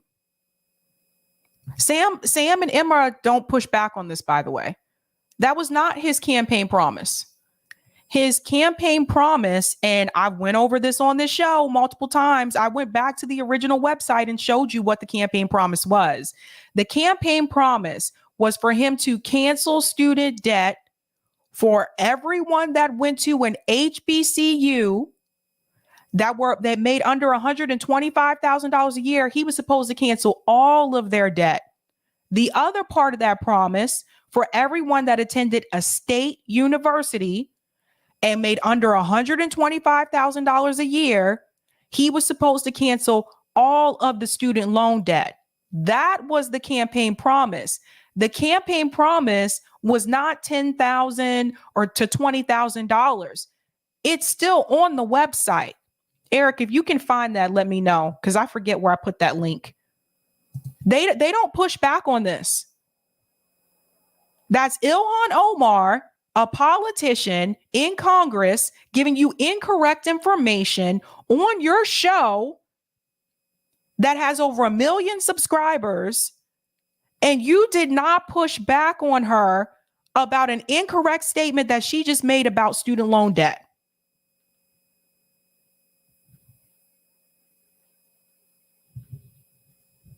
Let's go on. Do you think that's the end of it? I mean, because I have to, or let me ask you a subsidiary question. Do you think they were surprised at how little pushback there was? I mean, it seemed like it was a story in the news for, 36 hours, 48 hours. Obviously, it helped him in the polls. I mean, I think there's like direct evidence of that, that his approval rating went up, particularly amongst young people. It's probably going to help the Democrats writ large in November. No. So this interview took place last week, by the way. Okay. All right. So he says it's probably going to help the Democrats large in November. Guys, we reported about this on RBN last week. The statement came from Chuck Schumer, where Chuck Schumer said Democrats should still be worried about the midterms because he's not completely confident that they are going to win in the midterms. Why? Because a lot of the people who had the student loan debt forgiveness, the 10K to the 20K, especially a lot of the younger people, don't vote in the midterms. Most of us just come out for the presidential election. That's part of the problem. Number two, even the Supreme Court overturning Roe v. Wade, it's not giving the push that people like Chuck Schumer thought it was going to give. Chuck Schumer commented on this recently. So I don't understand. Again, I don't know if they're just not doing their research or if it's just because they don't want their audience to know. This is why I tell you, you have to do your own research. This is terrible. But in terms of pushback, it seemed to have gone away. Like there was Ted Cruz went out there and said, why are we giving basket weavers, majors? And then they realized like, oh my God, it turns out there's 45 million basket weavers in this country. Maybe we shouldn't be doing this. Like, do you think they were A, surprised by the lack of pushback, and B, do you have a sense that like there's going to be a sequel? That's also not true. There wasn't a lack of pushback. GOP heavily pushed back against this. They're still trying to see if the Supreme Court can overrule this. So this whole, there was a lack of pushback. That's not true. That's not true. Like, okay. Not even just mentioning GOP, even people that are not Republican and may not identify as anything politically per se, the ones who have paid off their student loans, even some of those people were pissed. Again, I agree with student loan debt cancellation, but I think all of it should have been canceled. And when I hear people just tell these lies to make it seem like the promise that Joe Biden gave was the 10 to 20K, that is not the promise that he gave. And your job as the journalist is to push back and correct them when they are wrong. Not smile and coddle them because you want to be their friend.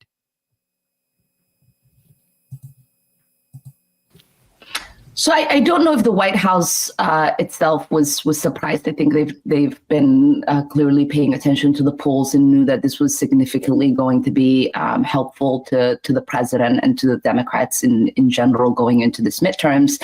But I know that some of our colleagues in Congress who said, this would be the end of us, were surprised that there was a minimal pushback and that the talking points that the Republicans had ultimately fell apart. Now, the only thing that they have left to say is that we've taken away their recruitment tool for recruiting for the military, which is the most ridiculously obvious. I mean, it's probably true a little bit. Yeah, but that's not. You're not supposed to say it. You shouldn't say that. Yeah, say that out loud, and like they're telling them themselves. And I think that response in itself is helpful to us because what we are recognizing, I think, as Democrats collectively, including the president and the administration, is that when we do the right thing in helping working people in this country and the working poor, that those policies really do impact the election, get people on our side. And it is not okay for always to make promises to people and fall short on those promises. And this is, this has to usher in a new era of Democrats fulfilling the promises that they make on the campaign trail when they are given the opportunity to legislate. Is she serious? Is she serious about campaign promises and keeping your promises? Really? The woman who just approved funding the police, giving more money to the police? Her? She's from Minneapolis, where George Floyd was murdered.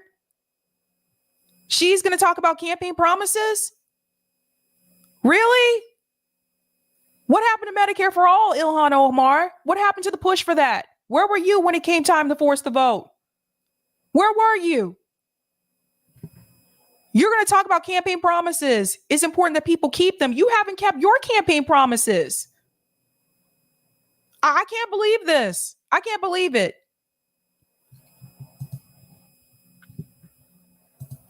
I think we've had a conversation in the past too, where we talked about there's some members of your fellow Democrats who are not always necessarily sincere about being supportive of something, et cetera, et cetera.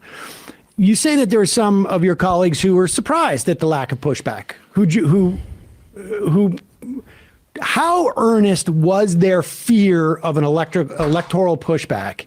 And to the extent that they were earnest about that fear, how much do you think that like this example showing them like, hey, this actually is helpful electorally?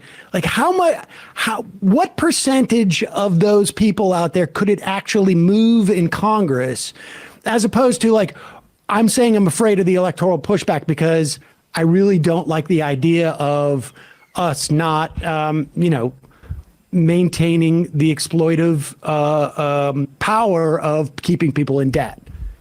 I think a lot of them are earnest in their. I just have to interrupt here and say you're still keeping people in debt. You're still keeping people in debt. Not everybody had all of their loan wiped out, and I'm one of them. So you're still keeping people in debt, Sam. Fear that some of these policies, right, that are pushed by young people who are not reliable voters when it comes to elections would create a backlash from their reliable voting base.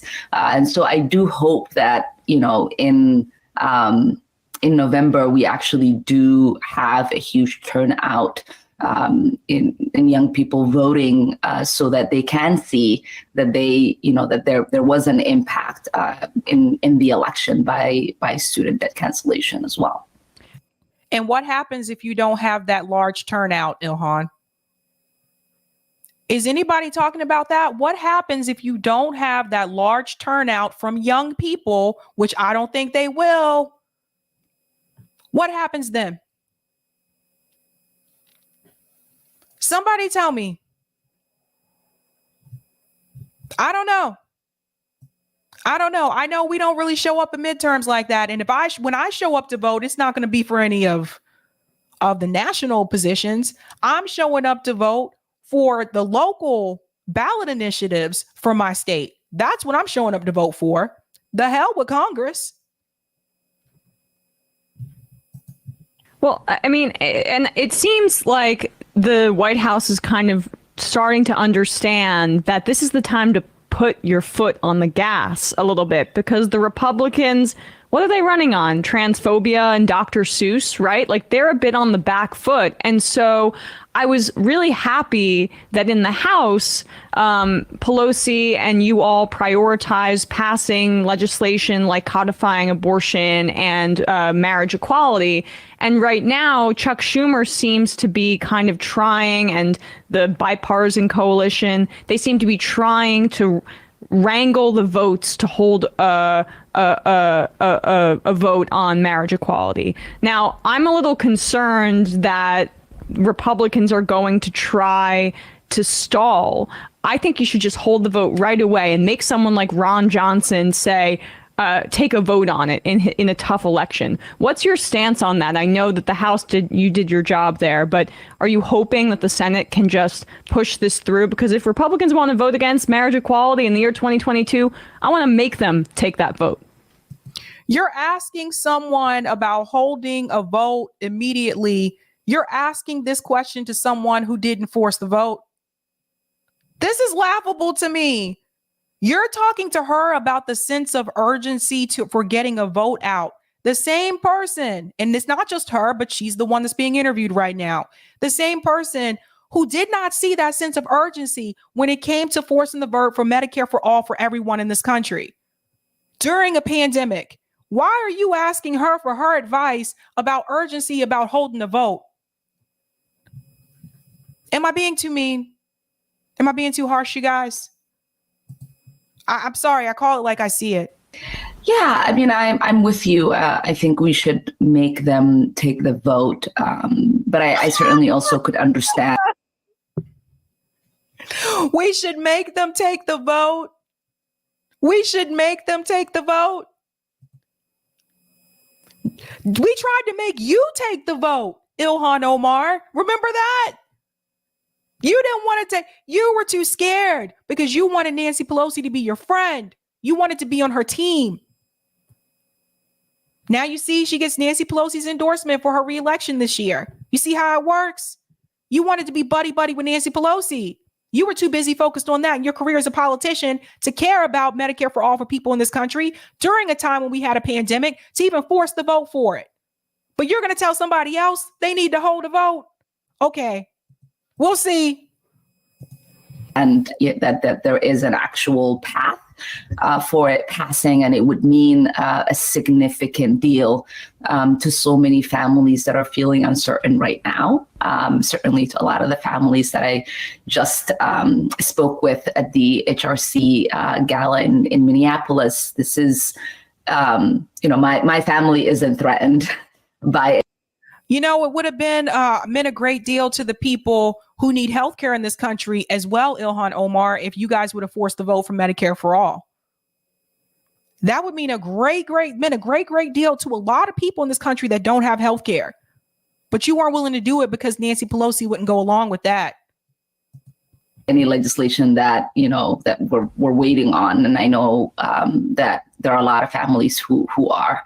And so if there is a path forward in trying to get it codified, I want them to be able to explore that. The new talking point for the Democrats is that we're going to put people over politics.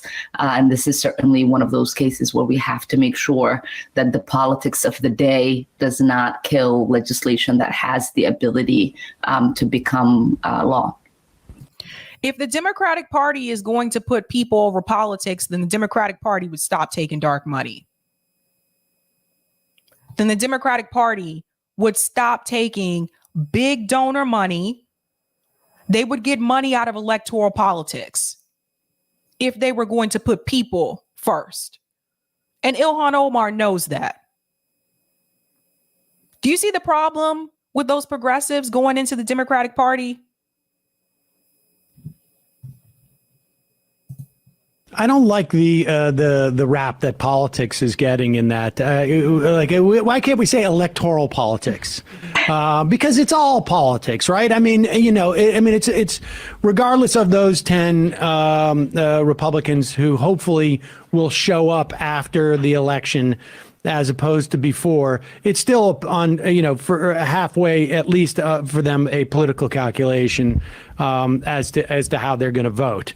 But I am with you in that it's sort of like it's a tough decision. You're having to trust that the 10 are going to show up afterwards. And I would imagine, Tammy Baldwin has had conversations that, lead her to believe that that's the best opportunity. She's spearheading that effort in the Senate to the extent that I'm aware of. And it's and in many ways, it's hard to judge, right? Because I know that it is more personal for her than it is for me. And that's why I started that conversation with that, because for people who many of the policies that we vote on is personal, you have to trust when they tell you, I think I can get the votes. Let me try it. And I'm going to trust the senator that she does believe has the votes and wants to give her colleagues the time and the ability to come to that decision. I have some more questions about legislation, but first I want to just ask about the nurses' strike. Minnesota saw the largest strike of private nurses, I think, in the country ever. In the country ever. Yeah. Last week. Yes. Okay. And does he do any research or prep before he does these shows?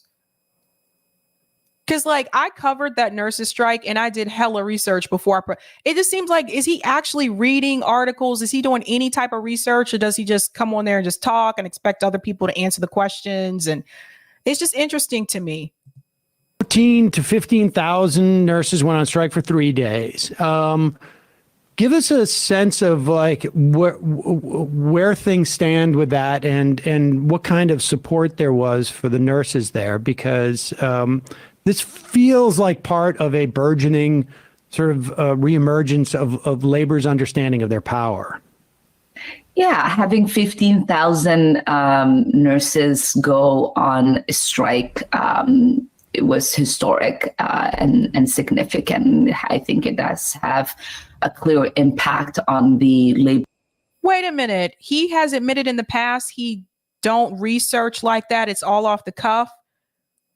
What? And he wants to call other people not credible, but he doesn't do any research? Get out of here, man. Get out of here. What a lame movement. Right now, that power was recognized by executives in the healthcare industry in Minnesota. So they are re-entering negotiations. I hope that they carry out those negotiations in good faith and that nurses get what they are owed.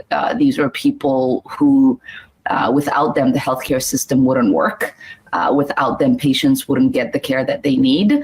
And without them, I don't know where many of us would be when we show up to see care. And so the level of support from all levels of power in Minnesota was tremendous. We had myself, the governor, almost every single person, on the Democrat side, obviously, who holds office, come out on the picket line with them. As someone who's been part of a union who went on strike few times, I don't remember us receiving that level of significant of support. And so I know it made the nurses feel really good that every single person was out there supporting them. And this is another reason for Medicare for all as well. Let's see if she plugs that. What's the sense in the general population? Because I mean, it's a slightly different dynamic. But I just remember maybe we had a subway strike here or a buses strike. When was it? Like maybe 8 years ago, 10 years ago? I can't remember now. I can't believe this guy. Like, I really can't. I really can't. I can't believe he tried to tell us that we don't know what we're talking about. This guy, who obviously is not doing any research. Wow. And there was animosity. I mean, at least I don't know what the polling. Yeah, I mean,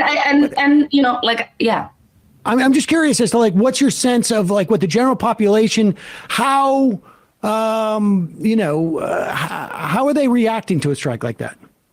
I guess it was in 2005. I'm old, so I like it. Who listens to this? Like, seriously?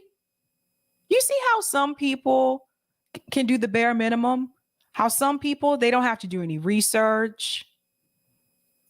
They don't have to know the year. They don't have to have the dates. They don't really have to have any type of prep lined up.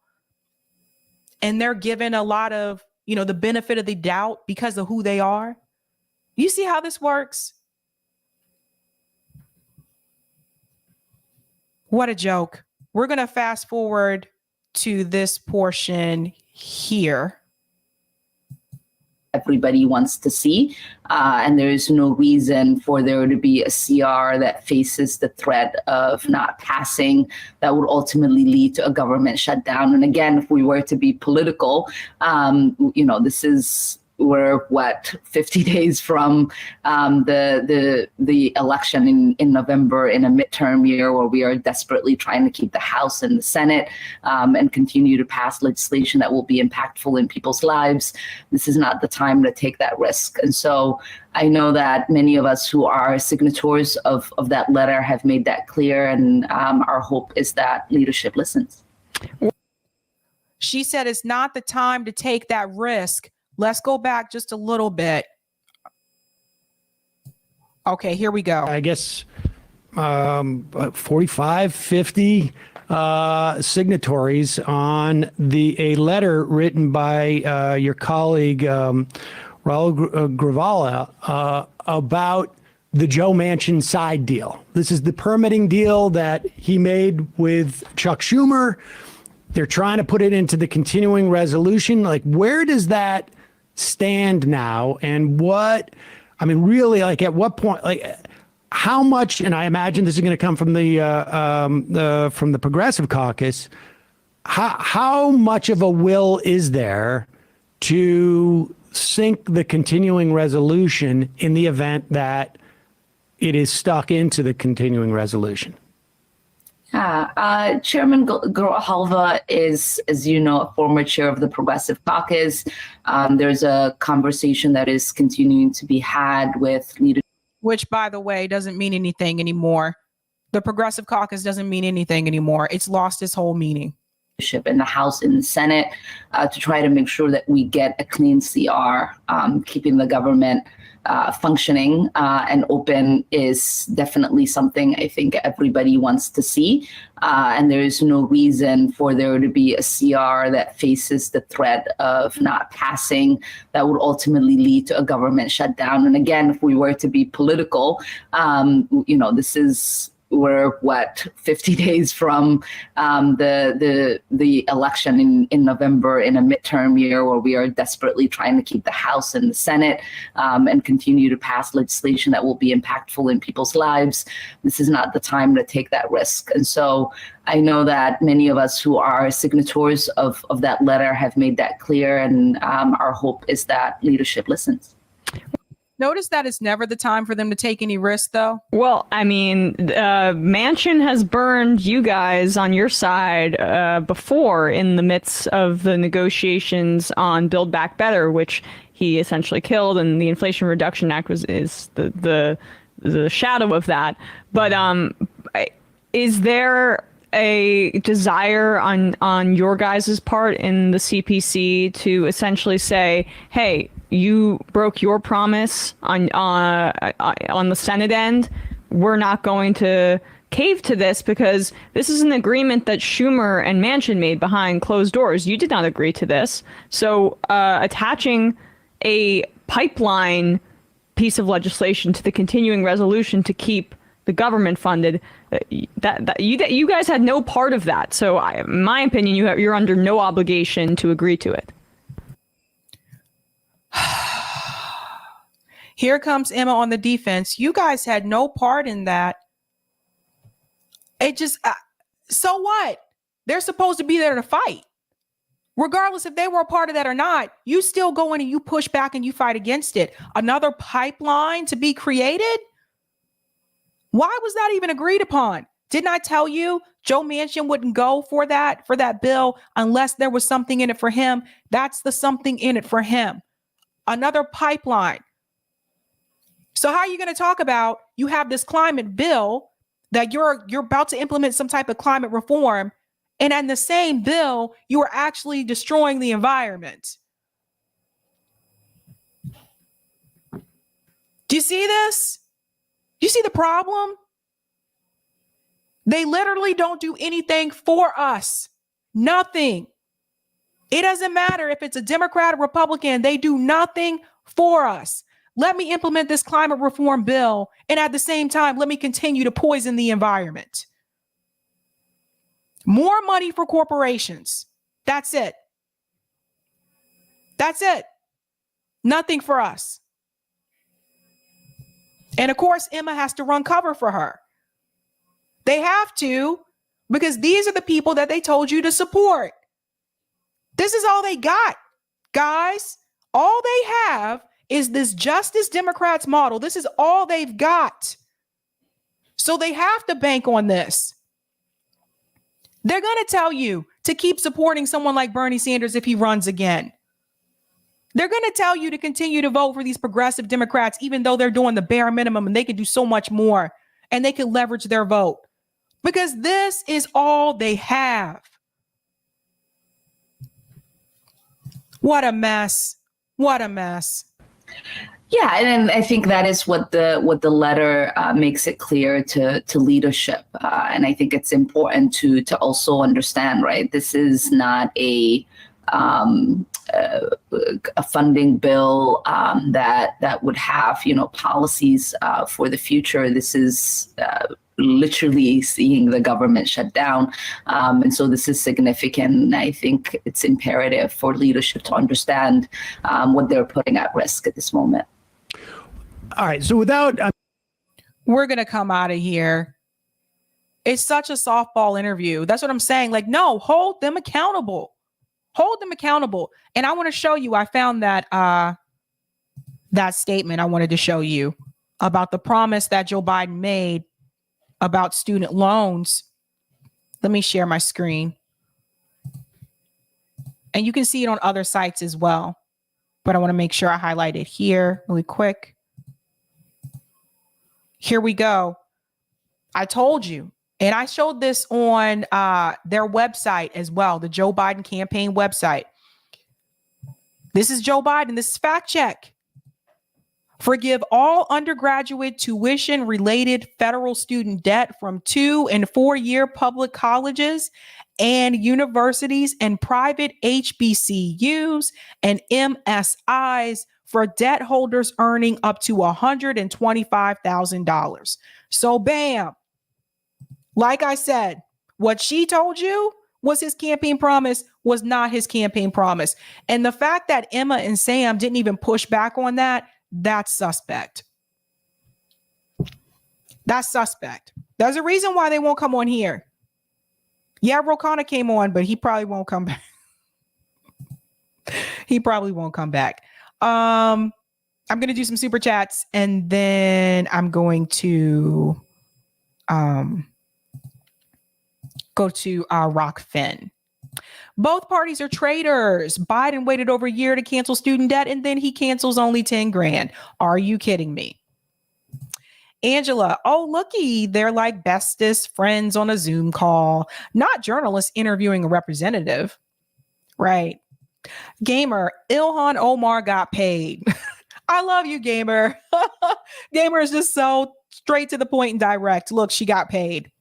Thank you for the super chat, Kushranada. The majority report aren't journalists. They're the elitist simp squad. They need the clout, so they bend over for fakes like the fraud squad. You think he'd let a GOP or door slide like he did Ilhan? Brenda, it's hilarious how Sam Seder is harder on Jimmy Dore than he is on politicians who have clearly sold out to the working class. Bingo. Thank you so much for the super sticker, JM. And thank you for this super chat, Kush Renata. You're not being hard enough. Their lack of journalism hurts people who are really hurting because they're speaking around the issue on purpose. POS cowards. Thank you, Kush Renata. Sometimes I wonder, am I just being too mean? And thank you for this super chat as well. This is what it looks like when well-off upper middle clowns create lane by pretending they care about poor people issues. Propaganda distributors here, 100%. Dr. Scott said, Sabby scared Rokana away. Oh my God. No softball interview here. Sorry, but not happening. I'll take that comment on Rockfin. Thank you so much for the tip on Rockfin, Roger.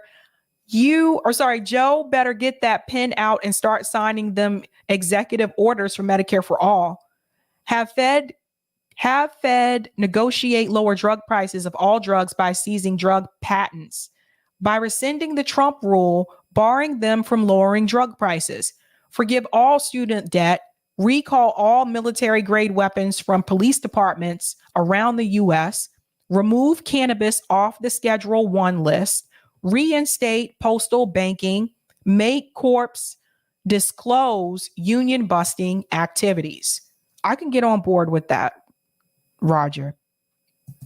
I can get on board with that. All right, guys, that is all I have for you tonight. Tomorrow's Wednesday. I'm off, won't be here. I'll upload clips. You know how I do what I do.